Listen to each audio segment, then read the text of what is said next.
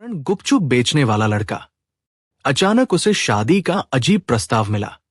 सिर्फ एक महीने के लिए, रोज 10,000 रुपए। लेकिन जब उसे पार्टी में सबके सामने नीचा दिखाया गया तो उसकी खामोशी ने सबको सोचने पर मजबूर कर दिया। आखिर ये चुप रहने वाला लड़का कौन है? इसके पीछे कौन सा राज छुपा है? जानने के लिए देखिए ये पूरी कहानी। आप अभी देख रहे हैं ये दिल छू लेने वाली कहानी। कमेंट करके जरूर बताइए कि अगर आप उस लड़के की जगह होते तो क्या करते, ताकि हम आपके जवाब अगले वीडियो में जरूर दिखा सके। और वीडियो शुरू करने से पहले इसे लाइक कर दीजिए, चैनल को सब्सक्राइब कर दीजिए और बेल आइकन दबाना मत भूलिए। तो चलिए शुरू करते हैं आज की कहानी। शाम का वक्त था। बाजार में हल्की हल्की रौनक फैली हुई थी। बच्चे ठेले के आसपास खड़े होकर गुपचुप खाने के लिए शोर मचा रहे थे। और वही ठेला जिसके सामने हर दिन भीड़ लगी रहती थी, आज कुछ ज्यादा ही चमक रहा था। लड़का हमेशा की तरह सफेद शर्ट और नीली जीन्स में, शांत और कम बोलने वाले अंदाज में अपने काम में डूबा हुआ था। उसके चेहरे पर वही स्थिरता, वही रहस्यमय सन्नाटा था जिसे देखकर हर कोई कहता, ये लड़का चाहे जितना कामयाब क्यों न हो जाए, इसके अंदर कुछ तो है जो इसे बाकी लोगों से अलग बनाता है। उसी वक्त भीड़ को चीरती हुई एक लड़की ठेले के पास आई। महंगे कपड़े, हाथ में चमचमाता मोबाइल, चेहरे पर गुस्से और बेचैनी का मिलाजुला असर वो बाकी ग्राहकों जैसी नहीं थी। उसकी आंखों में एक अजीब सी जल्दबाजी थी। उसने बिना झिझके लड़के की तरफ देखा और धीमी आवाज में कहा, मुझे तुमसे बात करनी है, अकेले में। लड़का चौंका। इतनी भीड़ में, इतने लोगों के बीच एक अनजान लड़की का यूं सीधा और बेबाक अंदाज, ये उसके लिए नया था। उसने तुरंत पास के बेंच की ओर इशारा किया। दोनों वहां बैठ गए। लड़की ने बिना घुमाए फिराए अपने शब्द उसके सामने रख दिए। मुझे तुमसे शादी करनी है, बस एक महीने के लिए। लड़के के हाथ से नोटबुक लगभग गिर गई। उसने हैरानी से उसकी तरफ देखा और धीमी हंसी के साथ बोला, देखो, मजाक मत करो। मैं ठेले पर गुपचुप बेचने वाला इंसान हूं।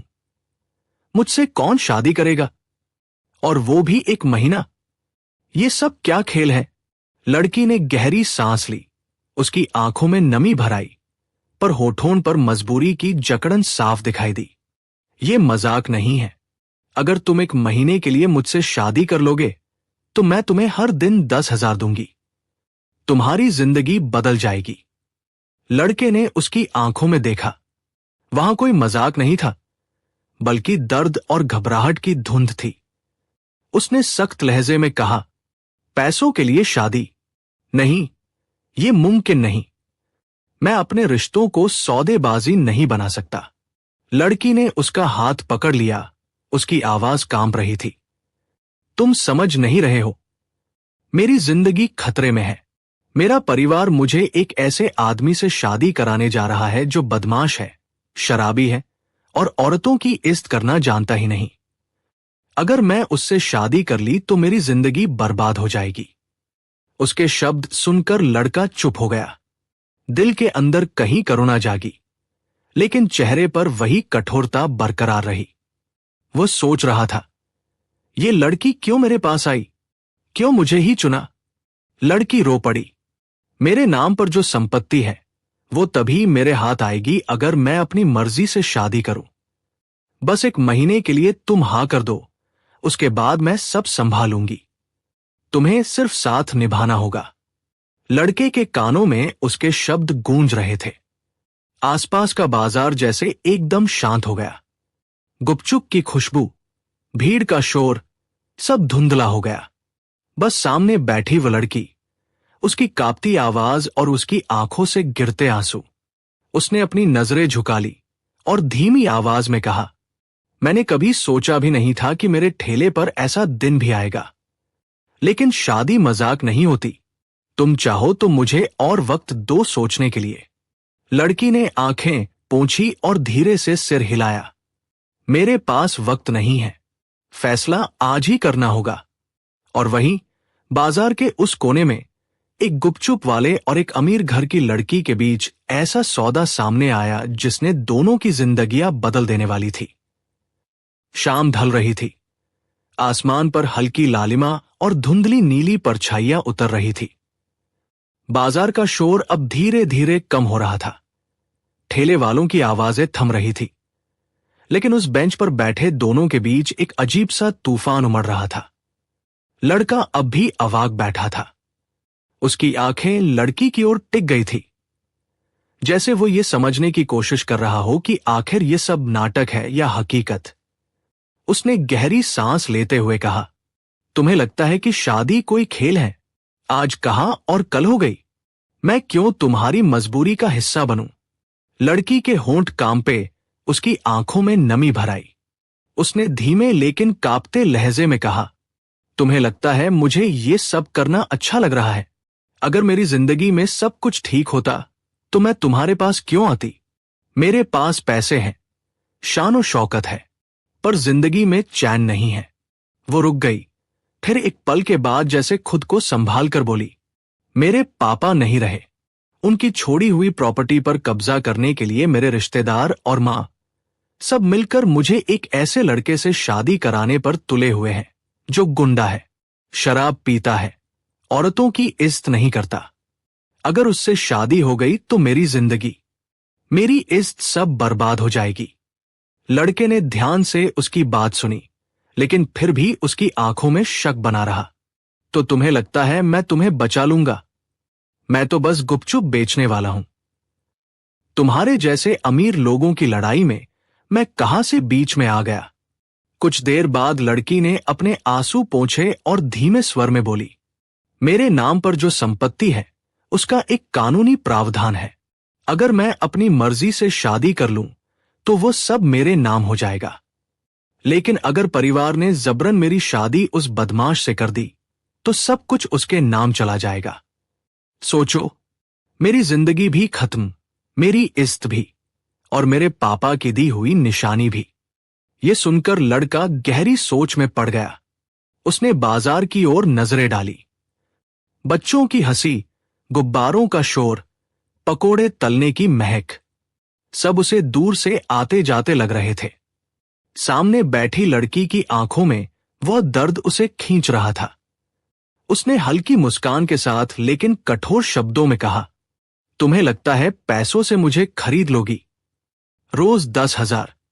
ये रिश्ता पैसों पर टिका तो टिकेगा नहीं।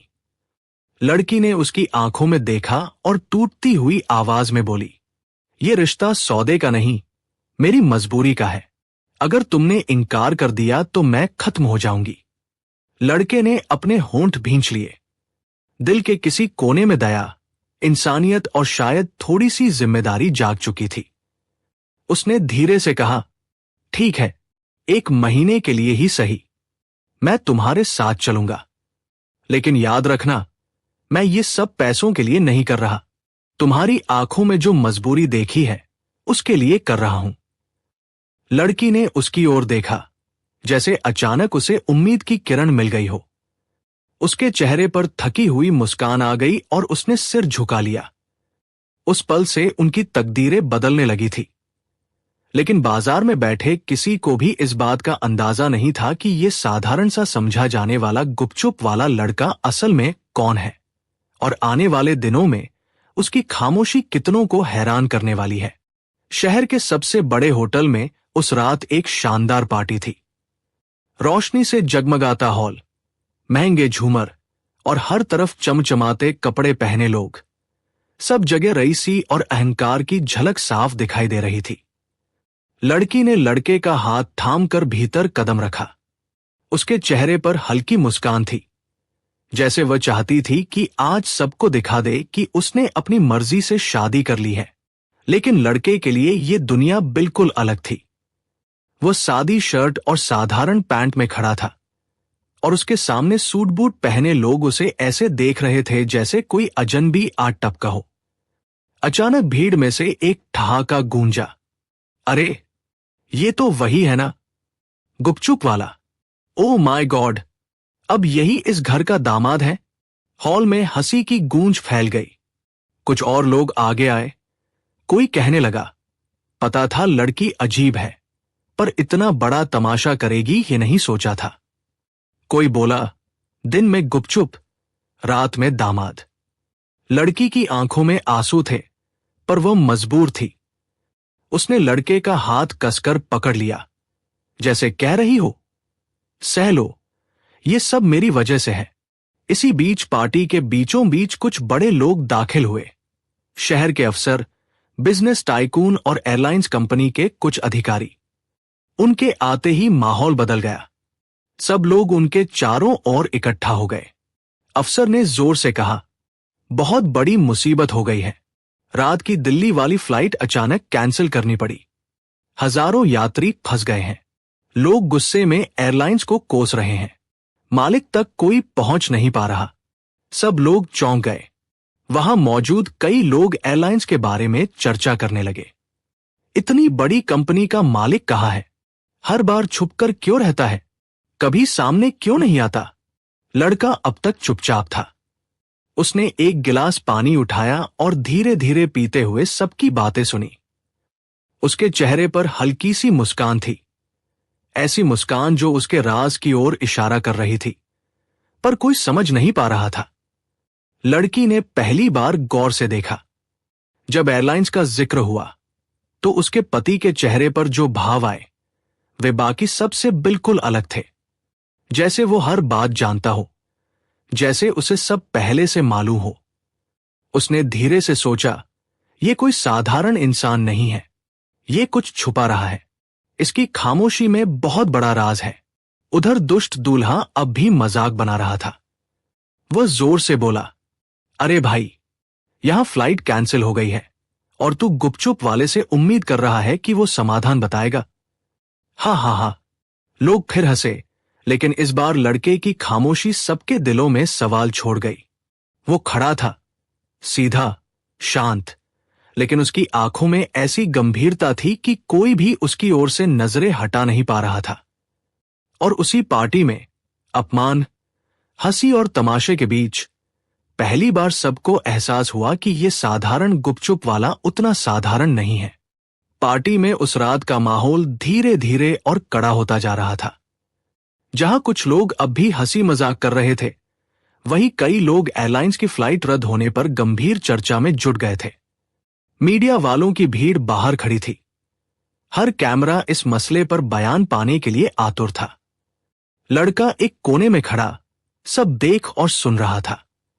उसकी आंखें स्थिर थी, होंठ सधे हुए और चेहरा ऐसा जैसे उसे हर बात का जवाब मालूम हो, लेकिन वह जानबूझकर खामोश है। तभी दुष्ट दूल्हा जोर से हंसते हुए बोला, देखा सबने, यही है हमारी नई दुल्हन का पति, गुपचुप वाला, जिसने अपनी पूरी जिंदगी मसाले और आलू के पानी में डुबो दी और अब इसे लाकर हम सबके सामने इज्जत करवानी है। उसकी आवाज पूरे हॉल में गूंजी। कई लोग हंसे, कई चुप रहे और कुछ ने असहज होकर नजरें फेर ली। लड़की का चेहरा शर्म और गुस्से से लाल हो गया। उसकी आंखों में आंसू आ गए, लेकिन उसने हिम्मत करके जवाब दिया, बस करो, जितना अपमान करना था कर लिया। वो गुपचुप वाला हो या कोई और, मेरे लिए वो एक इंसान है और इंसानियत किसी दौलत से छोटी नहीं होती। हॉल में सन्नाटा छा गया। पहली बार लड़की ने सबके सामने अपने पति के लिए आवाज उठाई थी, लेकिन दुष्ट दूल्हा इससे और भड़क गया। अरे वाह, अब तो ये ठेले वाला तेरा हीरो बन गया। अच्छा, जरा बताओ, अगर ये वाकई इतना शरीफ है तो तुम्हें क्यों रोज 10,000 देने पड़े शादी के लिए? असलियत तो यही है कि ये बिक चुका है। ये शब्द लड़की के दिल को चीर गए। वह चुप हो गई। सबकी नजरें अब उस लड़के पर थी। लड़का धीमे कदमों से आगे बढ़ा। उसकी चाल में न कोई गुस्सा था, न घबराहट।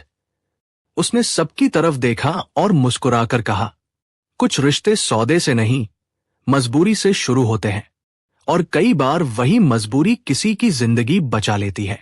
उसकी आवाज इतनी साफ और दमदार थी कि हॉल में सन्नाटा छा गया। कुछ लोग उसकी आंखों में झांकने लगे, जैसे वहां कोई रहस्य छुपा हो।